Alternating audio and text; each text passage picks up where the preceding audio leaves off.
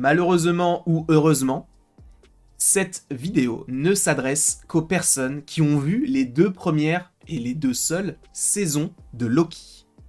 Comme ça, au moins, on est clair. Et bien évidemment qu'il faut avoir vu également le trailer de Deadpool et Wolverine. D'ailleurs, gratuit.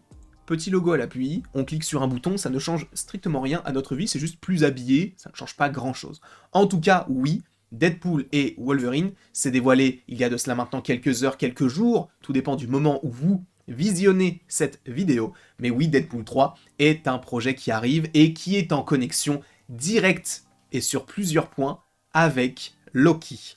C'est pourquoi, afin de regarder cette vidéo dans les meilleures conditions, il faut avoir vu donc Loki et en tout cas avoir vu le trailer de Deadpool et Wolverine. Dans le cas où ce n'est pas le cas, je ne suis plus maître de tes choix. En fait, je ne l'ai jamais été, mais en tout cas, tu ne peux pas me dire que je ne t'ai pas prévenu, d'accord ? Donc si tu es là, c'est de ton fait. C'est ton choix, ta décision. Là, j'estime que toutes les personnes qui sont encore là veulent être spoilées ou sont au courant de certaines choses, notamment en lien avec Loki, et je pense que vous l'avez vu parce que c'est la série la plus populaire, à mon sens, du côté de Marvel. Mais dans Deadpool 3, vous n'êtes pas sans savoir qu'on t'évoque quand même pas mal de choses, et à un moment donné, on est tout de même dans la TVA. Pardon, le TVA. Mais ça me fait bizarre de le dire comme ça, parce que vu que je le regarde en anglais, je n'ai pas l'habitude, mais oui, le tribunal des variations anachroniques, si je ne dis pas de bêtises, donc oui, le TVA, eh bien, existe aussi, évidemment, dans l'univers Marvel du côté de Deadpool, puisque ça englobe absolument tout. Et là où c'est assez intéressant, c'est que, dans un premier temps, ça fait une connexion avec Loki, d'accord ? Parce que, eh bien, on a le variant de Loki qu'on avait dans Endgame qui finit par être récupéré, qui change du tout au tout, et qui devient par la suite, je vous ai prévenu, attention, spoiler, le dieu des histoires qu'on a à la toute fin. Et donc, oui, la TVA de Loki est en lien avec Deadpool 3. En revanche, il y a une question dans un premier temps qu'on peut se poser. À quel moment se déroule ce film-là ? C'est une vraie question. Est-ce que ce film se déroule avant Loki ou après Loki ? Là où c'est encore plus compliqué, c'est que dans le TVA, on n'a pas de temps, en fait. Le temps ne s'écoule pas de la même manière, on est dans un microcosme, encore une fois, comme je vous l'ai déjà dit, ou peut-être que c'était dans une autre vidéo, bref, on est dans un microcosme quand on est à la TVA, où le temps ne s'écoule pas de la même manière. Donc on ne vieillit pas, on ne rajeunit pas non plus, mais en même temps, qui peut rajeunir ? Et, du coup, la question qu'on peut se poser, c'est est-ce que Deadpool et Wolverine se déroulent avant ou après Loki ? C'est là où ça peut être compliqué. À mon sens, c'est après. Parce que je vous rappelle quand même que dans Loki saison 1, lorsque Loki arrive, Mobius essaye de faire en sorte d'avoir Loki sous son aile, entre guillemets, en faisant de lui un agent, sauf que Ravonna n'est pas forcément d'accord avec ça, même si il est vrai que ce sont tous des variants. Et ça, on le comprend, on te l'explique assez simplement, même si, bon, sur certains aspects, ce n'est pas forcément très simple. Et Loki a su faire ses preuves, et là, on a vraiment l'impression que lorsque Loki est accepté en tant qu'agent, alors qu'il était supposément un antagoniste et qu'il a causé beaucoup de problèmes, enfin, en tout cas par rapport au temps, on a l'impression que c'était un petit peu un cas ovni à l'époque, au niveau de comment est-ce qu'on gère ce cas-là, au niveau de la justice de la TVA, du TVA, pardon. Et bien là, c'est la même chose avec Deadpool, sauf que si Deadpool se passait avant Loki, et que Deadpool était entre guillemets celui qui allait sauver l'univers Marvel dans un temps du côté des films, et de l'autre dans l'histoire, eh bien on aurait forcément évoqué le fait qu'il y ait eu des sauveurs avant. Donc à mon sens, Deadpool 3 se déroule après Loki saison 2, sachant que sur un mur en plus, au moment où vous voyez qu'il y a des portes qui s'ouvrent, on a les différents flux qui étaient disloqués qui se rejoignent en un flux. Après, on a le logo de la TVA qui est donc le sablier, et ensuite on repart sur un flux pour se terminer sur d'autres. Et moi, ça me fait penser vraiment à le centre, c'est la TVA, mais qui est en train de garder les histoires des deux côtés ? C'est Loki. Donc, à mon sens, ça fait référence à Loki. Et aussi, il y a plein de gens qui se disent, mais attends, on ne peut pas être dans la même TVA, ce n'est pas possible. Ce n'est pas logique, puisque où est Mobius ? Où est Sylvie ? Où est B15 ? Je vous rappelle quand même que la TVA, ça ressemble à ça. Nous, du côté du MCU, on est allé que dans un petit bout là. C'est-à-dire qu'on était que dans un bureau, même si ça a l'air d'être assez grand et tout, vous voyez que c'est infini. Donc il est fort probable que lorsque Deadpool arrive du côté du TVA, eh bien en fait qu'il soit tout simplement dans un bureau qui soit possiblement très très loin, et qui soit évidemment en connexion avec le bureau là où tu as du hobby, etc.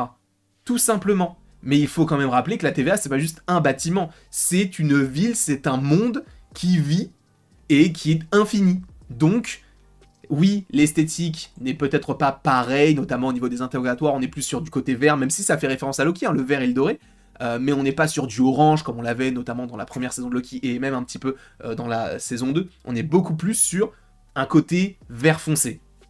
Et alors, à mon sens, c'est le même TVA, parce qu'en fait, le TVA, il n'y en a qu'un.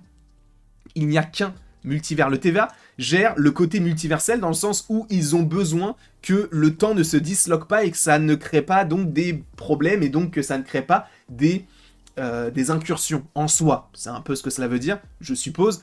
Et pour le coup, là, c'est tout simplement impossible qu'il y ait plusieurs TVA. Ça n'aurait aucun sens et ça dédramatise totalement la fin de Loki saison 2 avec Loki qui se sacrifie pour sauver une TVA. Non, il se sacrifie pour sauver le multivers. Donc, étant donné qu'il n'y a qu'un seul multivers dans lequel il y a plusieurs univers, je pense qu'on part là-dessus. Ok ? À mon sens, ça peut ressembler à ça. Évidemment, encore une fois, les esthétiques sont un petit peu différents parce qu'on est supposément dans un autre bureau. En même temps, si on avait repris les décors de Loki, ça aurait pas forcément été très intéressant. Sachant qu'on est dans un lieu clos, il faut aussi possiblement partir sur, pas forcément une autre esthétique, puisqu'on reste dans un côté un petit peu rétro, mais partir sur autre chose. Après, encore une fois, peut-être que... non, peut-être pas que rien du tout. Il n'y a qu'une seule TVA.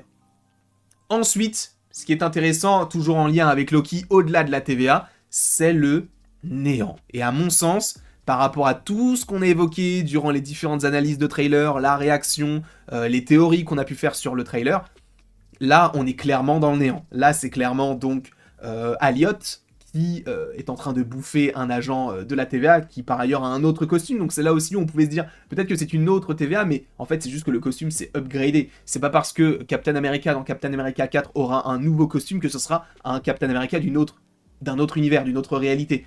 Donc là, on voit que donc Deadpool est de ce côté-là, donc du néant. Est-ce qu'il a été effacé de lui-même ou est-ce qu'on l'a effacé ? Je ne sais pas, mais en tout cas, on voit Elliot, on voit un agent de la TVA, on va avoir beaucoup d'easter eggs à ce moment-là, et là, donc, on a le petit Deadpool qui semble être un petit peu choqué de ce qu'il voit, parce que c'est vrai qu'il n'est pas forcément habitué à voir ce genre de choses, et si je ne dis pas de bêtises, aussi, ce qu'il faut rappeler, c'est que la dernière fois qu'on était dans le néant, et ça, je vous le tease, mais c'était quand il y avait Ravonna Renslayer.